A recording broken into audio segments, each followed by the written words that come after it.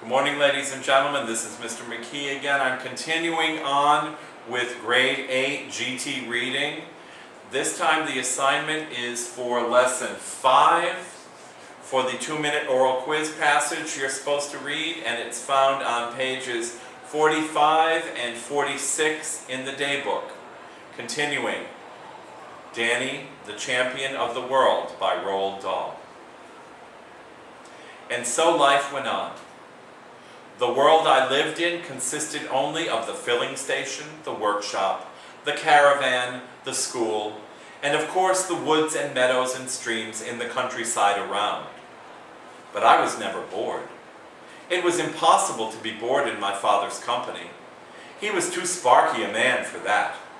Plots and plans and new ideas came flying off him like sparks from a grindstone.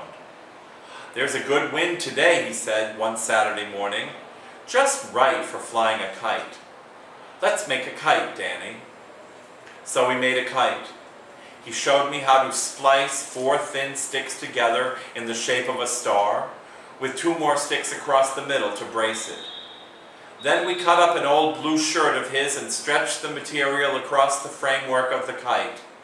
We added a long tail made of thread, with little leftover pieces of the shirt tied at intervals along it. We found a ball of string in the workshop, and he showed me how to attach the string to the framework so that the kite would be properly balanced in flight. Together we walked to the top of the hill behind the filling station to release the kite. I found it hard to believe that this object, made only from a few sticks and a piece of old shirt, would actually fly. I held the string while my father held the kite, and the moment he let it go, it caught the wind and soared upward like a huge blue bird. "Let out some more, Danny," he cried. "Go on, as much as you like." Higher and higher soared the kite. Soon it was just a small blue dot dancing in the sky miles above my head, and it was thrilling to stand there holding on to something that was so far away and so very much alive.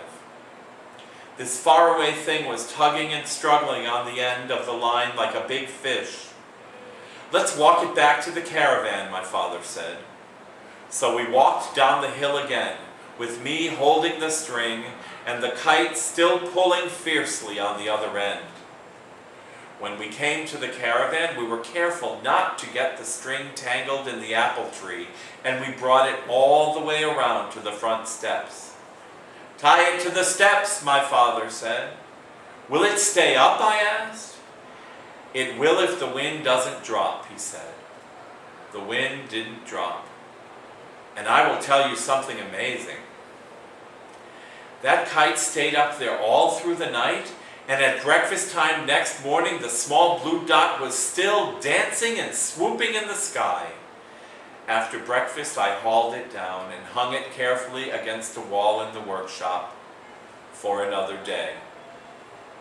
Now for this lesson, ladies and gentlemen, as you know, you already have the definitions in your study guide, and you are to find the correct words from the passage I've just read.